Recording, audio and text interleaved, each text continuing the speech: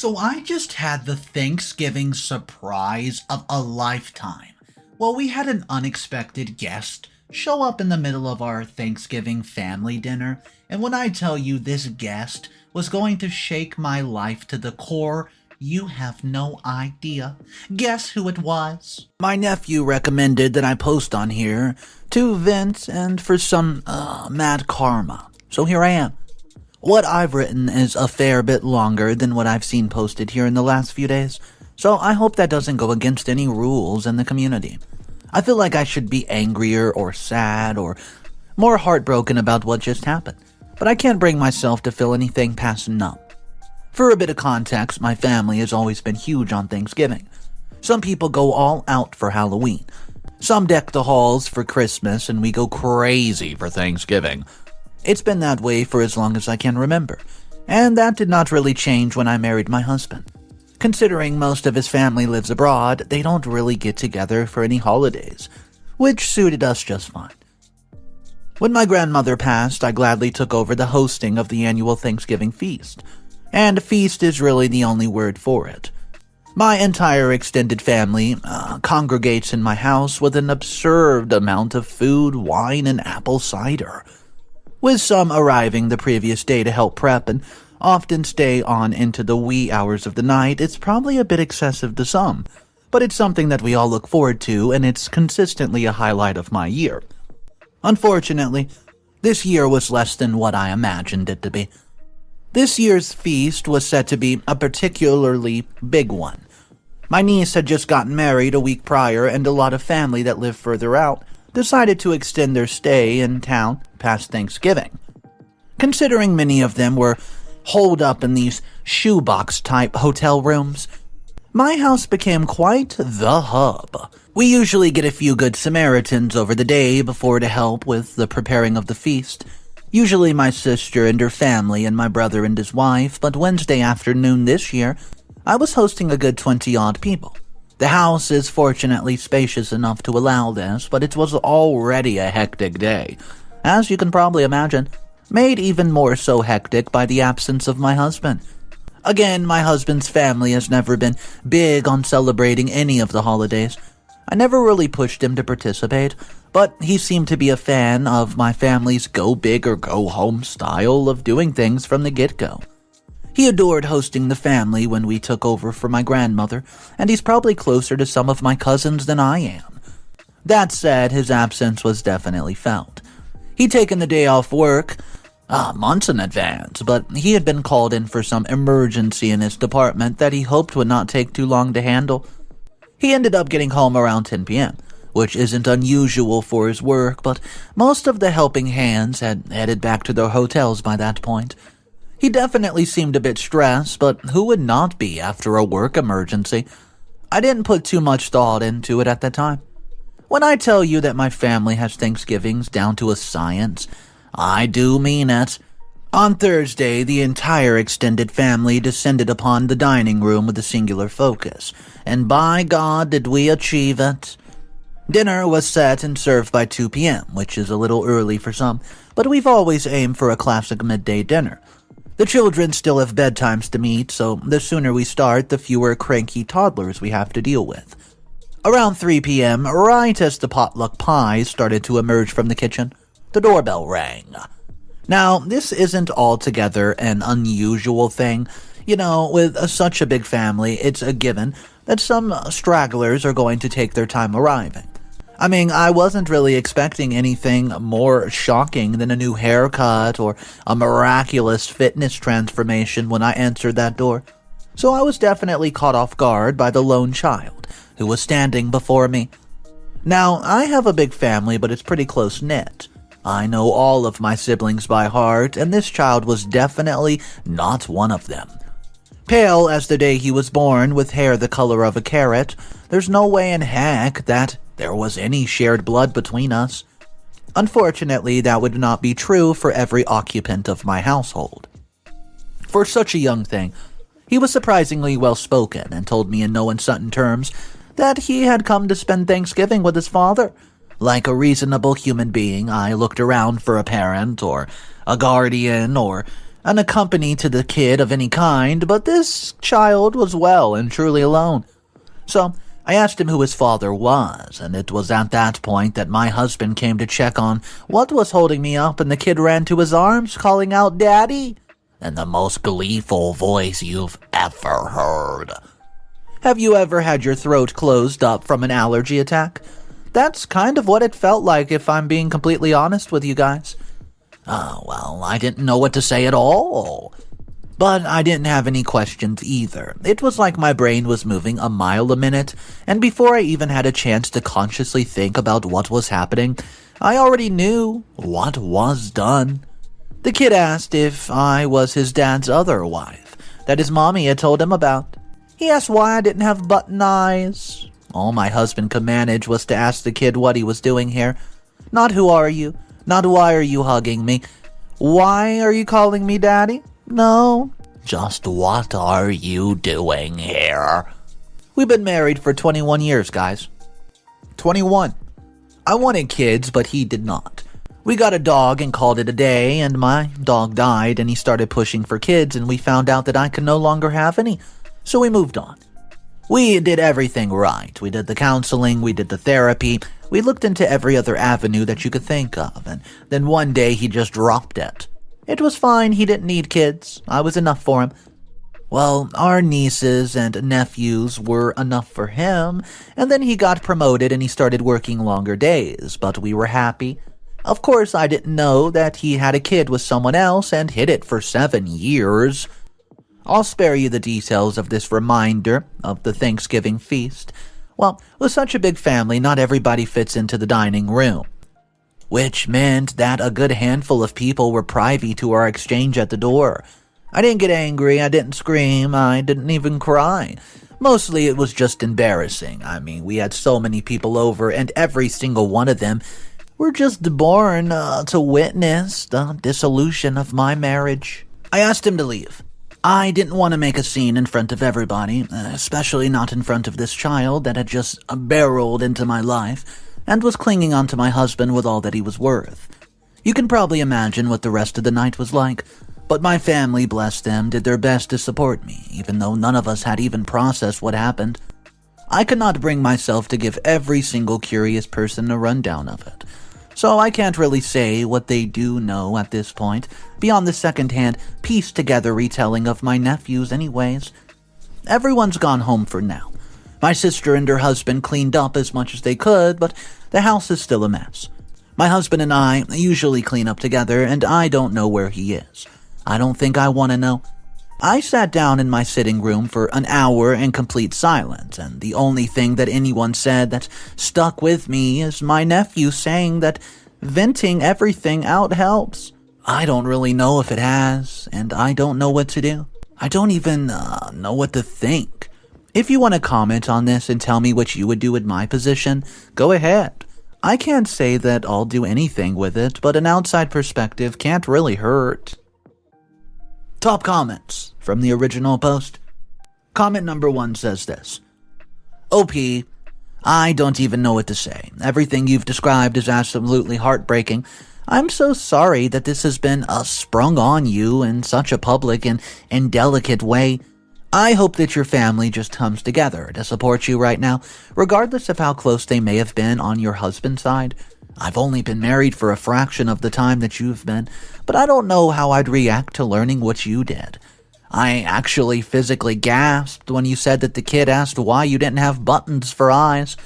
Do you think it's possible that your husband has told him about you at some sort of other mother, like in the film Caroline? Apart from that, did he admit to the child being his? Do you know that he even got to your house? How? I'd recommend collecting as much info as you can so you know what you're dealing with. Comment number 2. Let me get this straight. You literally saw a kid hug your husband, so you kicked him and the kid out of your shared home in front of your whole family on Thanksgiving Day? Wow, what kind of heartless monster sees an unattended kid and just immediately goes to kick them out? Did you even ask any questions? Did you even give your husband of 2 decades a chance to explain anything before completely blacking out and sitting silently in your sitting room? You say that you can't have kids, that he wants kids, but that he's never pushed you in any way. From where I'm sitting, there's a clear good guy here, and it isn't the one who kicked out helpless kids on Thanksgiving. You gotta do better. Update number 1. I didn't really expect much of a response to my original post, so I'll start off by thanking everybody who found the time to speak about their experiences, and just share any similar struggles that they've been through. I said that I have no idea how to feel in the wake of it all, and I still don't think I've got a proper grasp on it. But the reading of your comments that were actually left, yeah, it did give me some messages that I was sending over for the last few days. It's really helped me out a little bit. I reached out to my extended family who attended the Thanksgiving feast to apologize for the abrupt ending of our celebration. I knew that they would not actually be upset with me for what happened, but the whole ordeal kind of threw me for a loop, and I have not been in contact with anyone beyond my siblings since the dinner. So I wasn't sure what the general consensus of what happened was. My family, as any other family does, I imagine, takes infidelity very seriously. The house that I currently live in sits on a plot of land that was bought and built by my grandmother's family. Things were a little different back then, so when my grandmother married my grandfather and inherited the land, it ended up in his name. My grandfather cheated on my grandmother a number of times, but she knew that if she left him, she'd lose the home that she and her children had grown up in, so she stayed. There was no love lost when my grandfather passed, and my sister had already distributed a simplified version of what happened to the extended family, so I just followed up on that and assured them that I was doing okay. My nephew even encouraged me just to follow up on my post here as well, so if you're reading this, hey Nathan. On to the actual meat of this follow-up. My husband has not returned to the house since Thanksgiving Day. He's made numerous attempts to contact me via text, call, email, but I've not yet to engaged in any form of communication with him. He's not returned to collect any of his clothes or belongings, so I have to assume that he's staying somewhere that has access to everything he needs. Part of me hopes that he's in some hotel in town, dressed in an ill-fitted department store clothing, but part of me knows that he's wherever that kid came from. I don't want to say too much online about what my next move will be, obviously, as I don't know who's reading this or who might even share it. But for those of you who have expressed concern over my well-being and emotionally and financially going forward, please know that I've been in contact with a lawyer and will be handling any pressing matters through them. I've been instructed to keep a record of any correspondence or attempts at communication from my husband and have been doing that since the dinner.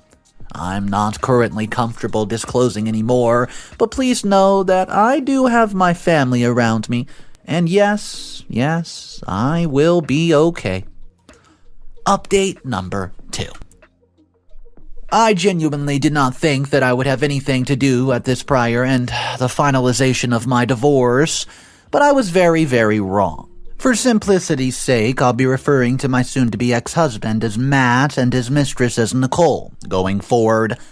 A few days after the dinner, I was contacted by a woman claiming to be the mother of Matt's child. She informed me in no uncertain terms that she had been seeing my husband for 8 years and would likely continue to do so for many years to come. She was fully aware of my existence and his marriage to me, but felt that their connection was too deep to pass up. She encouraged me to get a divorce and to retire somewhere out of town, as that, quote, big empty house is far too lonely for an old spinster anyways. She actually called me a spinster. She also let slip that she's the one who dropped her son off at my door on Thanksgiving Day, so this whole fiasco has been orchestrated by her from the very beginning in what I can only assume was a ploy to get me to divorce Matt so she can have him to herself. It's also been revealed that since Thanksgiving, Matt's been residing with her, which means that he made all those calls and texts begging for my forgiveness from the home of his mistress. Or rather his home that his mistress lives in. When my grandmother passed and I inherited the family home, my husband and I were freshly wedded. He had already had a home across town, but moving into the family property was always part of the plan, which, well, he knew. I never concerned myself with what he did with his house, and I knew he never sold it, and perhaps he did actually rent it out for a period of time, as he told me. But I never would have guessed that he was using it to house a second family. The silver lining was uncovering Matt's location. He was served a few days ago, and since then it's been radio silence from him, which has been a huge leap from the near constant barrage of calls and text messages since Thanksgiving. I assume that he's contacted a lawyer of his own and has been advised not to contact me. Or maybe he's finally gotten the message that this isn't something that he can come back from. Either way, it's been a huge relief to not be fielding text and calls all day long. Unfortunately, Nicole did not get the memo. Ever since Matt was served his papers, the influx of text messages from her has been nothing short of unhinged. My lawyer has instructed me not to engage her in any sort of conversation, which I have not, but that doesn't seem to have stopped her from berating me for just about anything that she can think of. If you thought her calling me a spinster was rude and archaic, you would have blushed at some of the things she typed out about me and my family. Let me tell you, this girl is not shy about a thing. Fortunately for her, I don't see the value in staying with a man who's lied to me for nearly a decade of our lives together. The divorce will be going through and hopefully uncontested thanks to the very helpful text messages I now possess from his mistress. I hope that they'll be very happy together. Update number 3.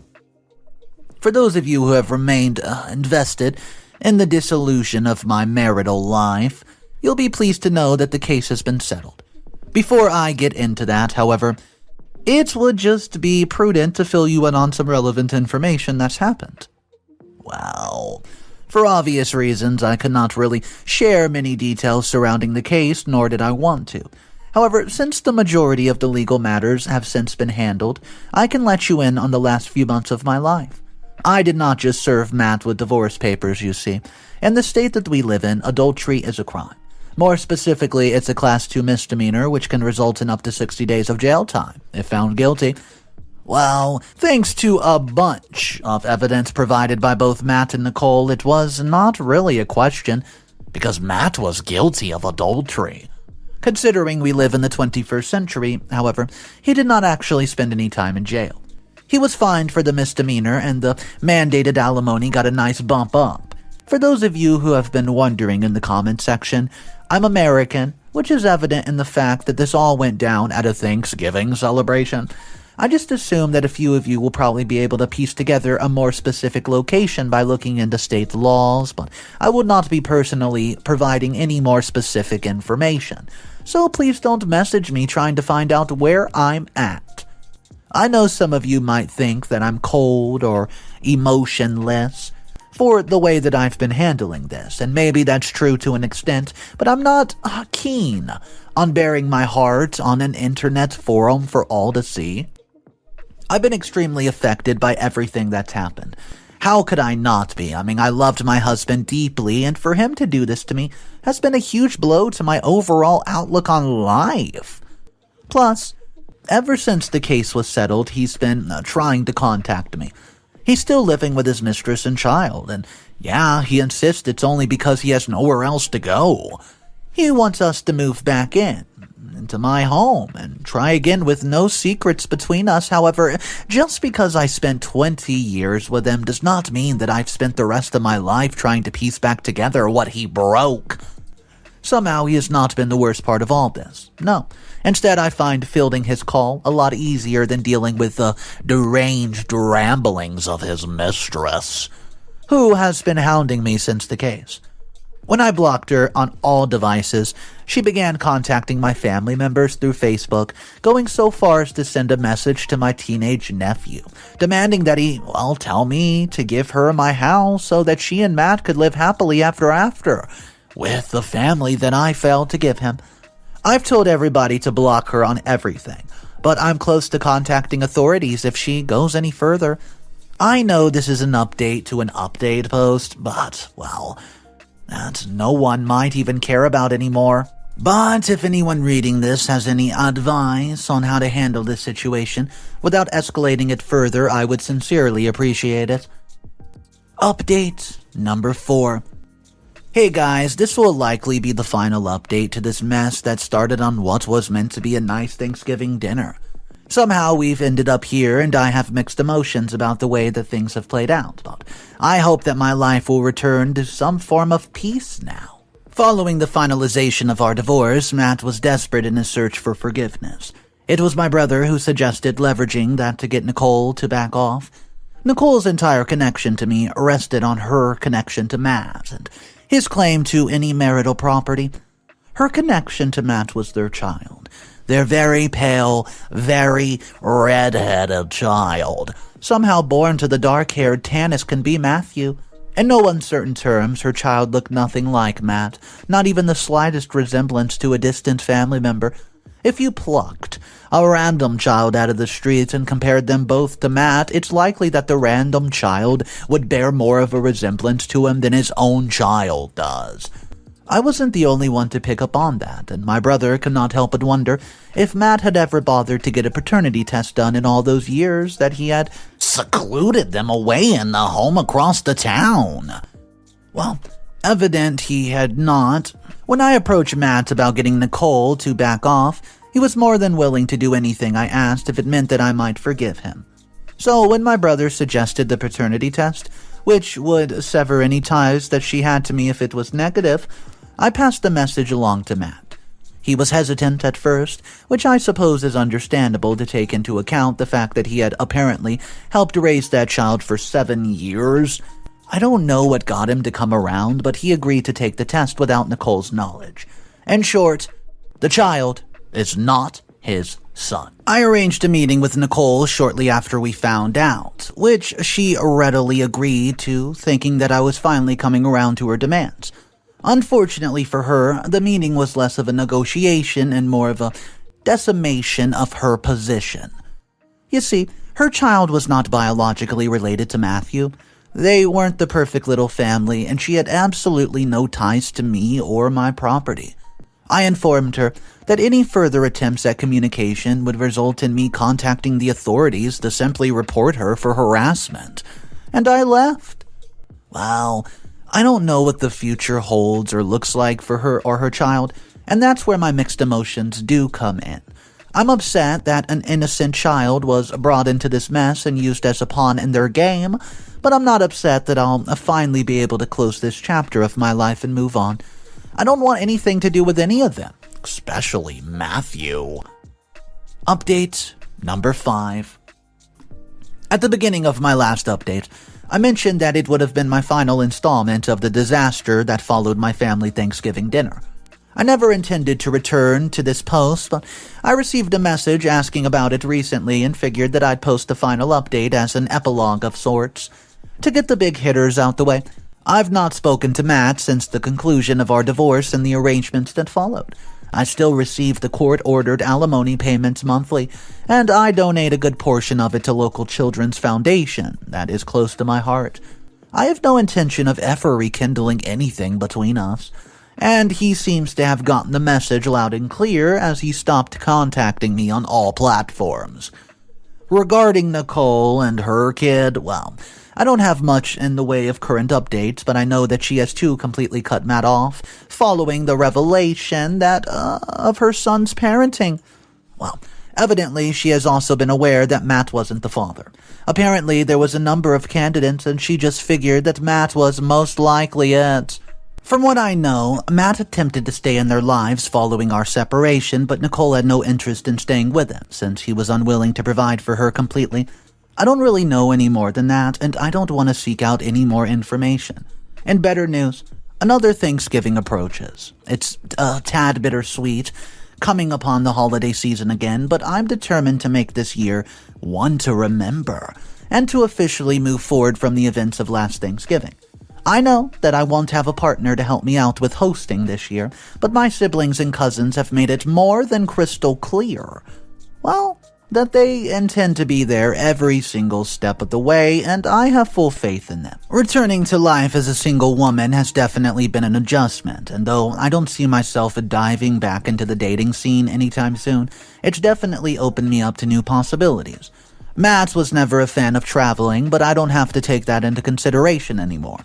I'm free to go wherever I want, whenever I want.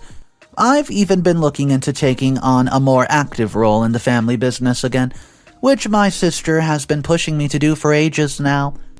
In short, life has gone on. It'll continue to go on, and I will continue to go right along with it.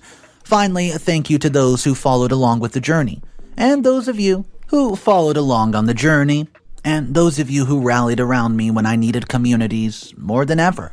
Even though you weren't physically here, I felt your support through it all. So, it looks like Matt is the one who totally lost in the end of the story. Not only did he lose his wife, being OP, he lost his mistress, but probably the most shocking to Matt was the fact that the kid wasn't his.